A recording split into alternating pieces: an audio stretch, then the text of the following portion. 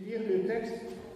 Paul, apôtre de Jésus-Christ, par la volonté de Dieu, et le frère Timothée, à l'Église de Dieu qui est à Corinthe, et à tous les saints qui sont dans toute l'Achaïe.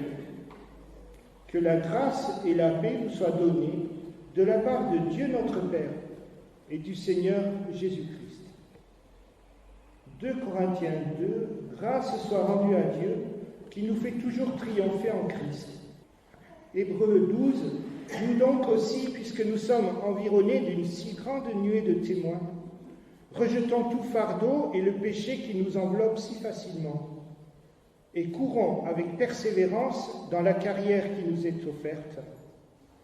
Fortifiez donc vos mains languissantes, vos genoux affaiblis, suivez avec vos pieds des voies droites, afin que ce qui est boiteux ne dévie pas, mais plutôt se raffermisse. Recherchez la paix avec tous et la sanctification sans laquelle personne ne verra Dieu. La semaine dernière, on s'est arrêté à 1 Corinthiens 13, le cantique de l'amour. Il fallait faire étape, c'était tellement fort et tellement beau, une perle dans la Bible. La suite, chapitre 14, recherchez et poursuivez l'agapé, l'amour selon Dieu. Ayez du zèle pour les pneumatikas, ça veut dire ce qui est spirituel, mais surtout pour la prophétie. Car celui qui parle en langue ne parle pas aux hommes, il parle à Dieu. Pourtant, dans le livre des Actes des Apôtres, on parlait aux hommes dans toutes les langues. Mais on a lu dans 1 Corinthiens 13, si je parlais la langue des hommes et la langue de Dieu, des anges. Donc il y a plusieurs langages. Parler en langue nécessite un besoin d'interprétation. Pour Paul, parler en langue sans explication, c'est bon pour le faire à la maison, mais pas à l'église. C'est lui qui le dit. Moi-même, dit-il, je ne le fais pas, cela.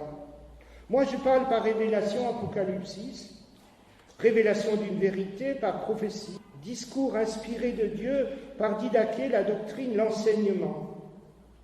Mais si la trompette donne un son phoné confus, qui se préparera au combat? Si vous faites cela, de parler en langue sans explication, vous parlez en l'air, vous brassez de l'air, dit Paul. Toutes les langues dans le monde ont une utilité. Alors pourquoi dans l'Église, elles n'y auraient pas de sens? Si je fais cela, je suis un barbaros pour l'autre, un barbare. C'est Paul, c'est pas moi qui le dis. Donc celui qui parle la langue ou le dialecte d'un peuple prie afin aussi d'obtenir le don d'interpréter. Mais si je fais ça sans explication, comment les autres pourront dire Amen? Alors, si je fais ça, les non-croyants ne diront-ils pas que tu délires? Par contre, alors, si dans l'Église tous prophétisent, le choc, alors il est condamné, réfuté de toutes parts. Les choses cachées de son cardia, le cœur, sont découvertes. Et il est bien obligé de reconnaître qu'il y a un Dieu. Paul continue en parlant du bon ordre dans l'Église et dit que les femmes se taisent. À l'époque, c'était malséant, c'était malvenu. Que tout se fasse avec ordre.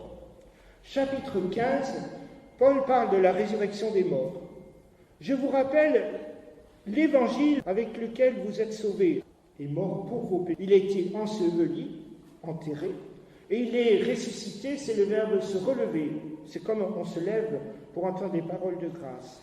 Il est apparu à Pierre, aux 12, plus de 500 frères en même temps, beaucoup de personnes vivantes encore aujourd'hui, à Jacques, à tous les apôtres et moi aussi. Par la grâce de Dieu, je fais aussi partie des appelés. Mais comment quelques-uns disent l'ego qu'il n'y a pas d'anastasie, pas de résurrection? Anastasia, ça vient de ressusciter. Comment certains disent qu'il n'y a pas d'anastasie, pas de résurrection des morts? Si le Christ n'est pas ressuscité, nous demeurons dans nos péchés. Il n'y a pas de retour vers Dieu. C'est ce que je me fatigue à dire aux témoins de Jéhovah sur le marché. Si Jésus n'est pas Dieu, nous mourrons dans nos péchés. Tous meurent bien en Adam, mais de même tous revivront en Christ. Zo, poieo, zo, c'est la vie. Zoé, zo, c'est la vie. Poieo, c'est faire. Tous revivront, seront refaits à la vie avec un nouveau corps différent en Jésus-Christ. Mais quelqu'un dira, comment les nécros ressusciteront avec quel corps?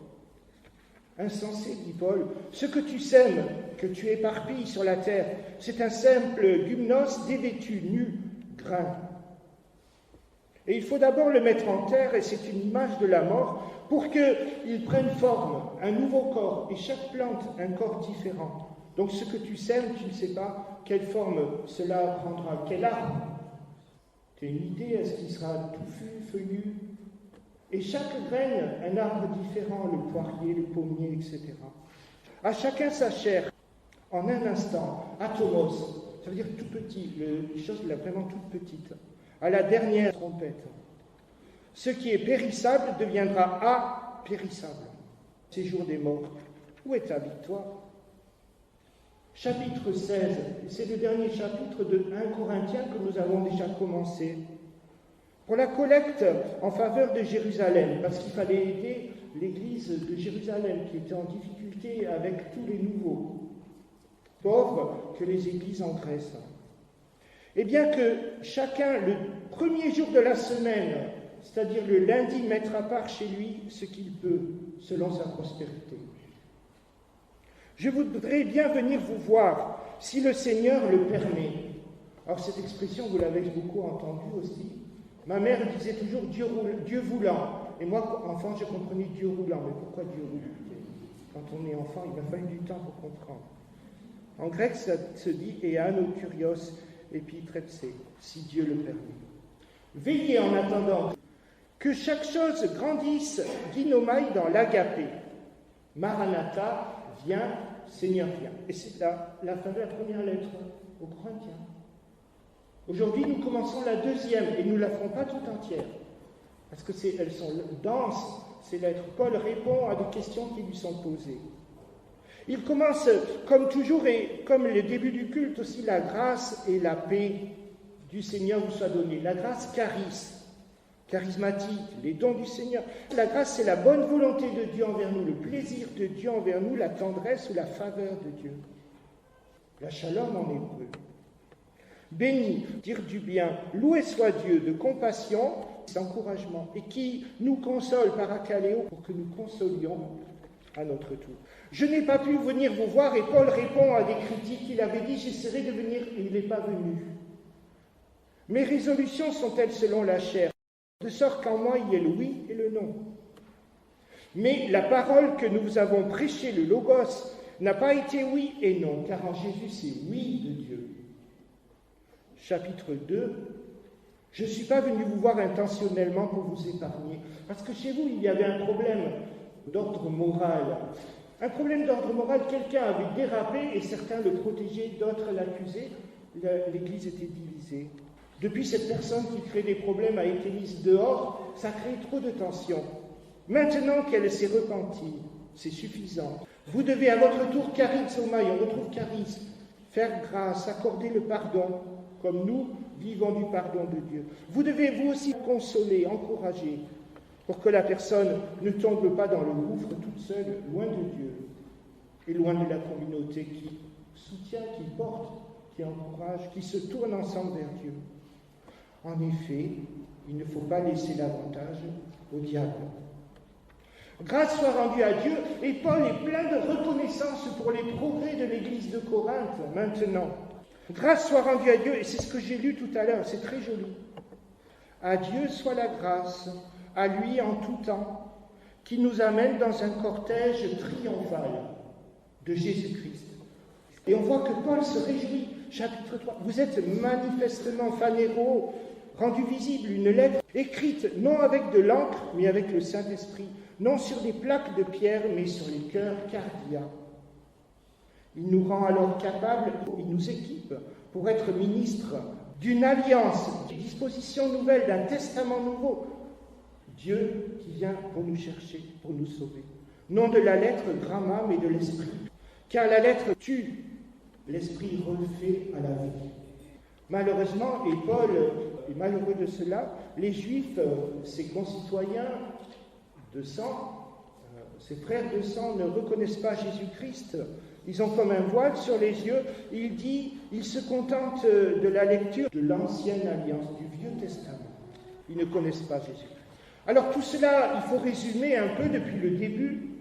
1 Corinthiens, on a lu au début. Est-ce que le message de l'Évangile, c'est la folie de Dieu ou la dynamis, la puissance dynamique de Dieu? Folie pour les hommes et dynamique de Dieu, puissance de Dieu. On a vu aussi, parce qu'on a commencé par les Romains et les Galates, que le chrétien n'est pas sauvé par les œuvres, mais par l'élection de Dieu qui vient chercher les hommes, qui choisit de sauver les hommes qui se perdent. Et à chaque fois que je dis cela, quelqu'un dira « Mais moi, je n'ai pas entendu cet appel, alors je ne suis pas sauvé. » Mets-toi en route, prie le Seigneur. Mets-toi en relation avec Dieu dans la prière, dans l'écoute, et tu verras si tu ne fais pas partie des appelés. Ensuite, Paul répond à des questions pratiques. Il dit, il ne faut pas choquer les frères et il ne faut pas aller trop loin, ne pas faire naufrage comme les Hébreux dans le désert. Paul dit, je fais tout à travers l'Évangile, qui veut dire bonne nouvelle. Il parle de la Sainte Seine aussi, puisqu'il parle du déroulement du culte. Et il dit, la coupe, c'est neuf, c'est inouï, diathéké, j'ai insisté là-dessus. On trouve là l'idée de Nouveau Testament, Ancien Testament, nouvelle disposition en Jésus-Christ. Les dons, les charismes et les ministères, les diaconiats. Et Paul nous parle de la voie odos par excellence. Et c'est l'agapé, 1 Corinthiens 13. Aujourd'hui, nous avons parlé du parler en langue et de la résurrection des morts. Si possible, dit Paul, je viendrai vous voir. Paul explique pourquoi il est maintenant dans la louange depuis les progrès, depuis que le problème qui divisait l'Église a été résolu. La grâce et la paix. Grâce soit rendue à Dieu qui nous emmène en Jésus dans son cortège triomphal. Et ça, c'est notre expérience. Et des fois, ça ne va pas très vite, et des fois, tout à coup, ça va plus vite. Et ça dépend énormément de nous, si on écoute ou pas. Donc, puisqu'il est dit que Dieu nous amène en Jésus dans un cortège triomphal, cela veut dire que nous devrions avancer, nous devrions progresser. Et on ne le voit pas toujours, et on peut se décourager. C'est pourquoi j'ai lu Hébreux 12, juste après Hébreux 11, la galerie des héros de la foi. Il est écrit, nous aussi rejetons, mettons de côté chaque chose qui nous pèse et le péché qui nous assiège tellement. À travers la constance, courons les yeux sur Jésus-Christ. Ne faiblissez pas, ne vous relâchez pas, ne déliez pas les chaussures, ne vous découragez pas. Fortifiez vos mains, ce sont aussi des activités languissantes qui se relâchent. Vos genoux qui flageolent, qui se relâchent, qui se desserrent. Recherchez la paix, Irénée, en toutes choses. Et poursuivez la sanctification. Alors qu'est-ce que ça peut vouloir dire? Sans laquelle, sans elle, personne ou rien ne verra le Seigneur. Il y a deux problèmes chez John Wesley. Vous savez que nous sommes dans une église méthodiste. John Wesley est arminien, pas arménien. Théologien hollandais du XVIIe siècle, que l'homme était capable de choisir Dieu ou pas, de le refuser et de faire un peu tout par soi-même. Ça, c'est ce que pensait John Wesley. Et John Wesley va tellement loin dans cette pensée-là, et qui finalement est une erreur en pensant que l'homme est capable de se réformer tout seul, que les méthodistes et les salutistes aiment à parler de la perfection chrétienne ou d'entière sanctification, c'est-à-dire que Wesley déclare qu'un chrétien peut être parfait au point de ne plus pécher. Donc je pense qu'il ne s'est pas bien regardé dans une glace. Ça, c'est problématique. Alors que Luther et les réformés disent le chrétien est à la fois juste et pécheur. Rechercher la sanctification. Qu'est-ce que cela peut bien vouloir dire? Alors il y a un Américain, il faut le faire, il s'appelle McDonald, c'est pas ma faute. Mais j'ai trouvé son commentaire pratique. S'il y a des commentaires des fois difficiles. Des fois vous lisez les commentaires, vous ne comprenez plus la Bible tellement c'est compliqué. Alors ce monsieur, il dit, mis à part le temps de la conversion où on donne son cœur au Seigneur Jésus, et là on est à part, on est sanctifié puisqu'on est différent, on s'est donné à Jésus, on connaît le Seigneur. Et mis à part la sanctification parfaite, une fois arrivé au ciel, parce qu'on ne sera plus tenté, eh bien, il existe une sanctification pratique, un chemin avec Dieu. Et il développe en nous séparant de toute espèce de mal, même si elle ne sera jamais parfaite ici-bas, cette sanctification. Et elle exige alors une écoute et notre coopération. Fin de citation. Louis Païta, qui est un pasteur adventiste à la retraite et avec qui je vais jouer dans une fanfare, aime bien parler du chrétien en chemin. Non pas encore parfait, mais en chemin. Et c'est bien le cas. Sans la sanctification indique un chemin, une progression. On a parlé de la puissance de Dieu qui est une dynamique. 1 Corinthiens 12 qui introduit 1 Corinthiens 13, et je vais vous montrer la voie odos, par excellence, l'agapé, l'amour selon Dieu. Alors en parlant de chemin avec Dieu, le chemin de sanctification, je pose cette question. Le brigand sur la croix a-t-il eu un long chemin de sanctification avec Jésus? C'était très court. Ceci dit, cela ne me dispense pas d'avancer chacun avec le Seigneur. C'est bien là ce que nous voulons. Parce que ne rien faire, ce ne serait pas étonnant, ce ne serait pas intéressant. Rester là où je suis, ce n'est pas intéressant.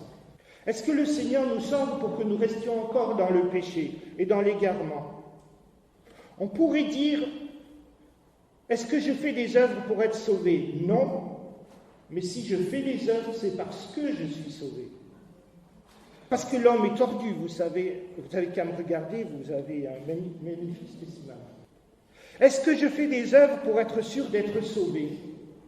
Pour être sûr d'avoir été appelé? Mais alors j'en ferai jamais assez pour me rassurer. Et la question du salut ne repose pas là-dessus, sur les œuvres que je fais. Ça pourrait être déprimant. Je sais que de toute façon, je ne serai jamais parfait.